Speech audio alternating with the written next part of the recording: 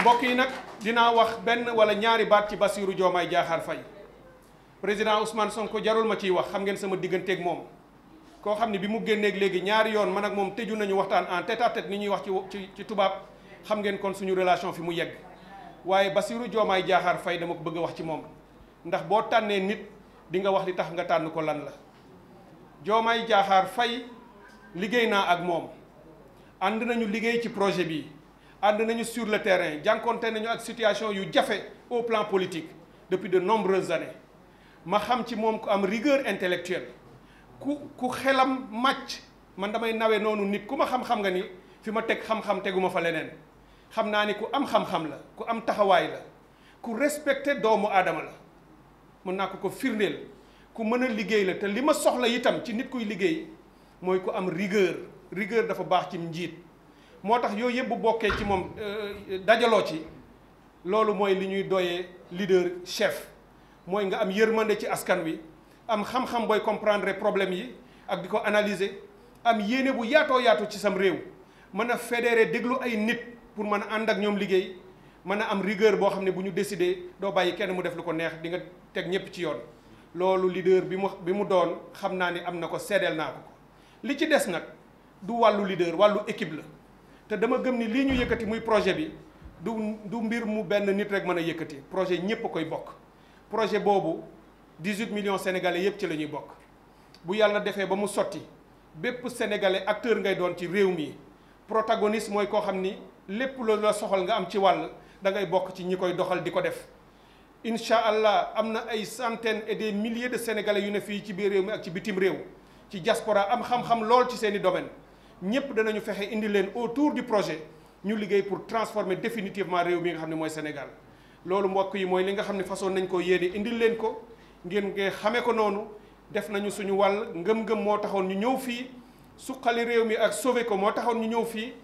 yàlla def na yegg si nañu foo xam ni fii dañu war a def appel pour que ñëpp ñu bokk ak ñun ànd ak ñun ci projet bii nga xam ne moom la ñu yëkkati benn voix duñu ko perdre au premier tour may ñaanal ñëpp ñu jël bulletin Bassirou Diomaye Diakhar Faye dugal ko ci enveloppe yi ñu voteel ko pour que ñu jël gagné ñu gérer ndoo réew mi di way président wala di way leneen loolu yàlla ba ma ko tànnee yàgg na yàlla pare na moom rek mooy dogal ku leen ne woon lii dinañ ko dund tey kenn du ko gëm yàlla moo ko defoon ba fa ñu ko fekkeewul kon nañu nangu ndogalam ñu xam ne bu ñu àndee joxante loxo incha allah réew mi mën nañ ko transformer maa ngi leen di sant di leen gërëm. Je connais Bassirou Diomaye Diakhar Faye. Je le sais juste, je le sais intègre, je le sais intelligent et je le sais rigoureux. Bassirou est un homme respectueux que j'ai appris à connaître. J'ai travaillé avec lui autour de ce projet depuis 2019 et autour de toutes les autres initiatives que nous avons partagées. C'est un garçon extrêmement brillant, il est rigoureux, il est sincère, il est honnête et c'est ce qu'on attend d'un chef.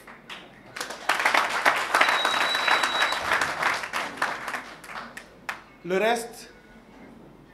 ce n'est pas l'affaire du chef, c'est l'affaire d'une équipe.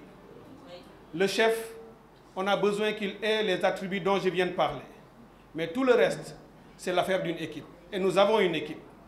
Nous avons une équipe de 18 millions de Sénégalais, puisque nous entendons faire de ces 18 millions de Sénégalais des acteurs de leur propre développement, des protagonistes du changement, des protagonistes et constructeurs du Sénégal que nous voulons et que nous voulons amorcer dès le 24 mars 2024, Inch'Allah, avec l'aide de Dieu. Mais ce projet, c'est aussi les centaines et les centaines de Sénégalais de l'intérieur et de la diaspora, des hommes et femmes compétents, intègres et patriotes, qui excellent dans leur domaine et qui déjà travaillent pour et autour de ce projet et qui seront mobilisés pour être les principaux constructeurs du développement de notre pays et qui viendront se regrouper autour de l'équipe gouvernante, autour du président Bassirou Diomaye Diakhar Faye, autour de tous les alliés qui travailleront à la réussite de ce projet. Je finis donc en remerciant l'équipe qui m'a accompagné sur le terrain partout où je suis allé. L'équipe d'Avenir Sénégal, je vous prie, s'il vous plaît, de les féliciter et de les encourager. Je remercie le peuple sénégalais pour le respect et la bienveillance avec lesquels il me tient. Je ne mesurais pas l'étendue de cet amour que beaucoup de nos compatriotes portent pour moi. J'ai été très touché partout où on est allé de les voir et entendre ces hommes et ces femmes qui arrivaient. Peut-être par la magie des réseaux sociaux, par la magie des journalistes que vous êtes, par le partage de la diffusion de l'information. Partout où on est passé, ces Sénégalais sont sortis pour nous dire « Docteur Cheikh Tidiane Dièye, nous vous connaissons, nous vous suivons, nous vous apprécions et restez ce que vous êtes. Nous avons besoin d'éthique dans la politique. Nous avons besoin de morale dans la politique. Nous avons besoin de gens qui y croient, qui ne se trahissent pas, qui respectent la parole donnée et qui ne mettent que le Sénégal en bandoulière et qui considèrent notre pays comme leur unique et seul objectif et balise. Je remercie ces Sénégalaises et Sénégalais. Je prie Allah pour qu'il continue de veiller sur notre pays. Nous avons un grand pays, nous avons un grand peuple. Si nous nous donnons la main et nous travaillons dans la paix et l'amour mutuel et le respect réciproque, nous pourrons conduire notre pays à des lendemains extrêmement favorables pour tout le monde. Je remercie tout le monde. Je vous souhaite une très très belle fin de journée. Vive le Sénégal. Je vous remercie, mesdames et messieurs.